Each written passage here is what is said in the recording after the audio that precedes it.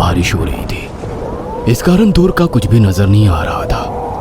आसमान में चमकती हुई बिजली और बादलों की गड़गड़ाहट किसी के मन में भी भय पैदा करने के लिए काफी थी। ऐसे में हाईवे की पूरी सड़क सुनसान पड़ी हुई थी। ऐसे सुनसान रात में एक तरफ सियारों के रोने की आवाज आ रही थी, दूसरी तरफ चील गीत की आवाज इस तरह आ रही थी जैसे वो किसी अनहोनी की तरफ इशारा कर रहे हो। ऐसी सुनसान रात में मनीष फुल स्पीड में गाड़ी चलाता हुआ कहीं जल्दी से पहुंचना चाहता था। वह तेजी से गाड़ी चलाते हुए आगे बढ़ ही रहा था कि अचानक एक झटके में उसने अपनी कार रोक दी। सामने उसकी माँ खड़ी हुई थी और उसे अपने करीब बुला रही थी। कार रोककर सम्मोहित सा मनीष जैसे ही पानी में भीगते हुए बीच रोड पर खड़ी हुई अपनी माँ के पास पहुंचा तो वहां पर कोई नहीं था। वह हैरानी से आसमान देखने लगा। तभी ढेर सारे चमगादड़ उड़ते हुए उसके पास आए और उस पर हमला कर दिया।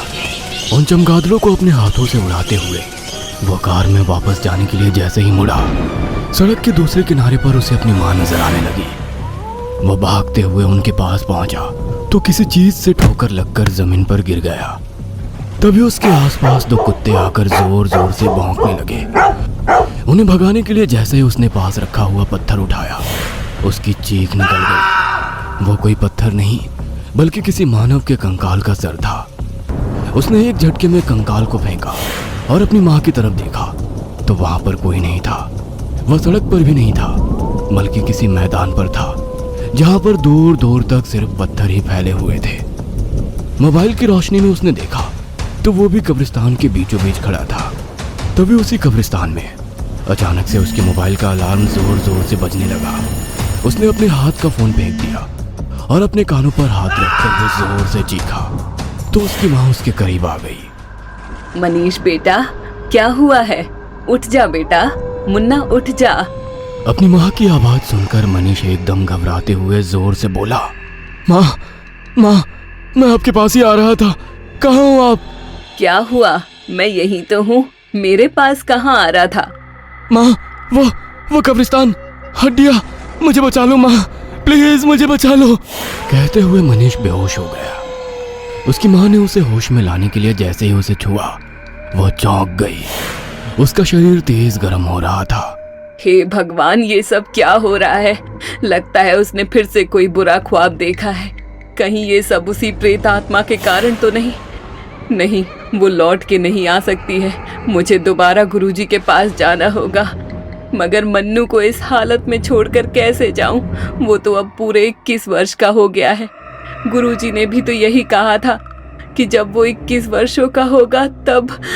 सोचते हुए मनीष की माँ पूर्वा पुराने ख्यालों में खो गई।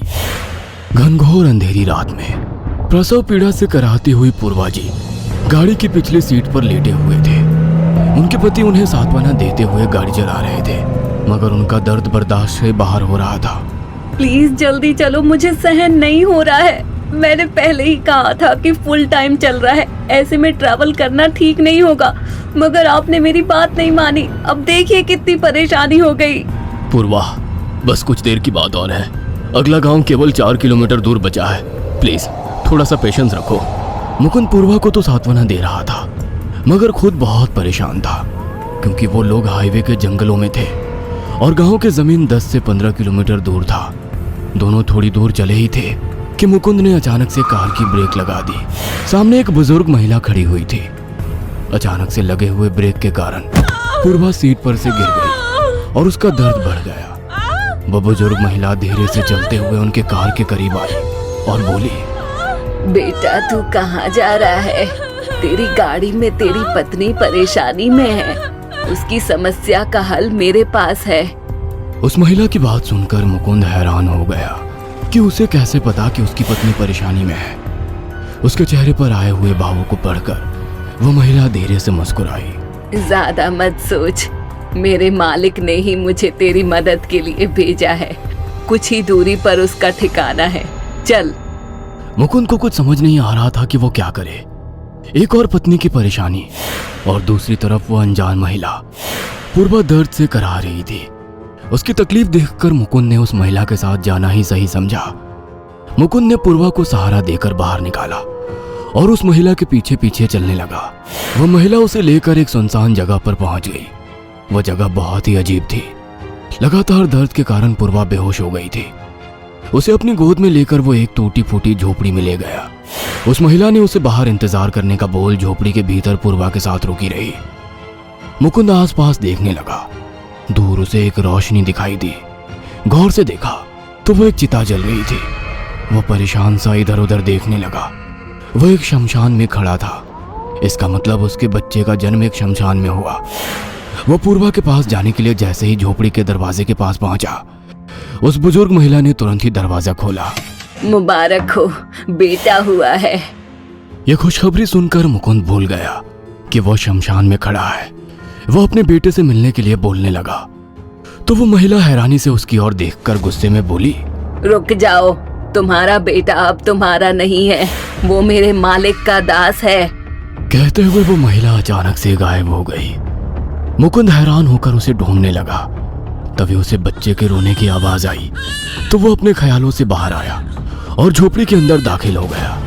वहां पर उसकी पत्नी पूर्वा उसके बच्चे को गोद में लेकर बैठी हुई थी। अपने बच्चे को देख वो महिला के बारे में सब कुछ भूल गया, मगर उसे उस वीरान जगह से अपनी पत्नी को लेकर जाने की बहुत जल्दी थी। वह तुरंत ही अपनी पत्नी और बच्चे को वहां से लेकर निकल गया, मगर उनके साथ साथ एक काला साया भी उस झोपड़ी से बाहर निकला, जो उन दोनों को नजर नहीं आ रहा था। उसकी पत्नी अपने बच्चे के साथ कार की फ्रंट सीट पर बैठी हुई थी और मुकुंद कार चला रहा था और वो काला साया कार की बैक सीट पर बैठा था। वो कुछ दूर चले ही थे कि तेज बारिश शुरू हो गई और मुकुंद को कार चलाने में परेशानी होने लगी थी। वो कार को एक पेड़ के नीचे खड़े कर कर वहीं रुक गए। उनकी कार का वाइपर लगातार चल रहा था। तभी पेड़ से एक मरा हुआ पक्षी आकर उनकी कार के बोनट पर गिर गया। पूर्वा की गोद में बैठा हुआ बच्चा उसको देखकर जोर जोर से हंसने लगा। दोनों पति पत्नी सोच में पड़ गए कि जो बच्चा अभी कुछ देर पहले ही जन्मा है वो हंस कैसे सकता है। मुकुंद कार से उतरकर उस पक्षी को हटा ही रहा था कि एक और पक्षी आकर गिर गया। दोनों ही पक्षी के शरीर एकदम सूखे हुए थे। उनके शरीर में एक बूंद भी खून नहीं था। मुकुंद उन पक्षियों के मृत शरीर को हाथ में लेकर पेड़ पर देखने लगा। उसे कुछ भी नजर नहीं आया, मगर पेड़ पर वही काला साया बैठा हुआ था। मुकुंद, लगता है ये बारिश आज नहीं रुकेगी। क्यों ना हम लोग आज वो सामने वाले मंदिर में जाकर रुक जाएं? हाँ, यही सही रहेगा। वैसे भी तुम्हें आराम की जरूरत है। मुकुंद अपनी पत्नी को लेकर जैसे ही मंदिर की तरफ बढ़ने लगा, वह बच्चा जोर जोर से रोने लगा। पहले जोर जोर से बच्चे का हंसना और अब इस तरह से जोर जोर से रोना, दोनों को कुछ समझ नहीं आ रहा था कि ये क्या हो रहा है। जैसे ही वे लोग मंदिर की सीमा में पहुंचे, वो साया रूपी प्रेतात्मा मुकुंद के कंधे पर सवार हो गया। वो उसके वजन से आगे भी नहीं बढ़ पा रहा था। वो प्रेतात्मा ने अपने हाथों से उसकी गर्दन पर दबाव बनाया। मुकुंद उसी जगह पर तड़प कर मर गया। मुकुंद के मरते ही वो रोता हुआ बच्चा खिलखिलाकर हंस पड़ा। पूर्वा हैरान थी कि ये सब क्या हो रहा है। कहीं उसका बच्चा कोई शैतान तो नहीं? नहीं, ये नहीं हो सकता। ये कहते हुए पूर्वा भागते हुए मंदिर की सीढ़ी चढ़ गई। अब कुछ सुबह का उजाला हो रहा था। पंडित जी भी मंदिर में पूजा पाठ करने के लिए प्रवेश कर रहे थे। मंदिर के बाहर मुकुंद की लाश और मंदिर में बदहवास सी पूर्वा। पंडित जी ने थोड़ा सा ध्यान करके देखा तो उन्हें मंदिर के बाहर एक साया नजर आया। तब उन्हें सारी बात समझ आ गई। वो पूर्वा के पास जाकर बोले, बेटा, तेरे बेटे को जन्म के बाद ही डाकनी की परछाई मिली और शमशान में जन्म होने के कारण एक भयानक प्रेतात्मा उसके साथ शमशान से बाहर निकल आई है। यह तेरे पूरे खानदान का विनाश कर देगा। पंडित जी, ये आप क्या कह रहे हो? ये सच नहीं हो सकता। बेटा, मानो या ना मानो, यही सच है। तो इसका कोई उपाय नहीं है क्या? उपाय तो केवल एक ही है, जिससे मैं उस प्रेतात्मा को इसके 21 वर्ष होने तक ही रोक सकता हूँ। उसके बाद तुम्हें अपने परिवार में बेटे में से किसी एक को चुनना होगा। ये आप क्या कह रहे हो? ऐसा मुमकिन नहीं है। यही सच है। कहते हुए उन्होंने मंदिर के भीतर से एक धागा लाकर मनीष के गले में डाल दिया। 21 वर्ष पूरा होने के पहले ये धागा इसके गले से नहीं हटना चाहिए। उसके बाद भगवान रक्षा करे। कहकर पंडित जी मंदिर की सेवा पूजा में लग गए। तभी मन्नू के कराने की आवाज सुनकर पूर्वा वर्तमान में आ गई। वो प्रेतात्मा अब मन्नू पर हावी हो चुकी थी। उसके मुंह से अजीब से गुर्राने की आवाज आने लगी। उसका शरीर पूरी तरह कर रहा था। उसकी आंखें लाल हो चुकी थी। वह जोर से चीखता हुआ अपने पलंग पर से उठा। सबसे पहले उसने अपने गले का धागा निकाल कर फेंक दिया। वह भारी कदमों से अपने कमरे से बाहर निकला। पूर्वा ने उसे रोकने की कोशिश की तो उसने पूर्वा को धक्का देकर गिरा दिया। मनीष अब अपने होश में नहीं था। दूसरे कमरे में उसके दादाजी सो रहे थे। उस प्रेत आत्मा के कारण उनके शरीर में इतना बल आ गया कि उसने पलंग के साथ ही अपने दादाजी को हवा में उछाल दिया। जैसे ही वो नीचे आए, उनके सीने पर बैठ उनका सीना चीर दिया। पूर्वा उसे रोकने की कोशिश कर रही थी, मगर वो उसकी एक नहीं सुन रहा था। वो दूसरे कमरे की ओर बढ़ रहा था। तभी वो पंडित जी वहां आ गए। उन्होंने अपने साथ लाया हुआ जल उसके ऊपर छिड़का। वो कुछ पल के लिए बेहोश हो गया। पूर्वा, अब फैसला लेने का समय आ गया है। तुम्हें अपने परिवार और बेटे में किसी एक को चुनना होगा।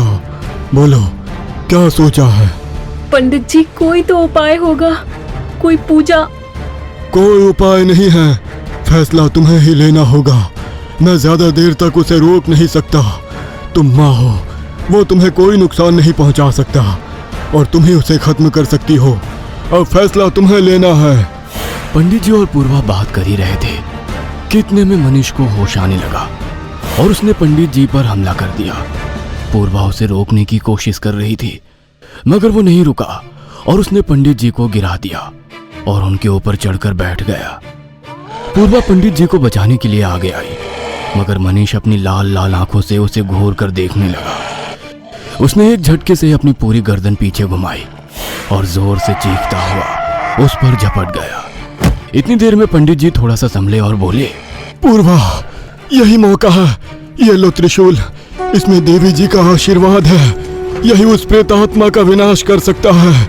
कुछ मत सोचो, यही मौका है। कहते हुए उन्होंने पूर्वा के हाथों में वो त्रिशूल थमा दिया। पूर्वा ने एक झटके में वो त्रिशूल उसके सीने में उतार दिया। जैसे ही वो मरा, एक काला साया उसके शरीर से बाहर आ गया। पूर्वा, मैं समझ सकता हूँ इसमें एक माँ के दिल पर क्या बीतती है, जिसने अपने हाथों से अपने बेटे को मौत के घाट उतार दिया हो।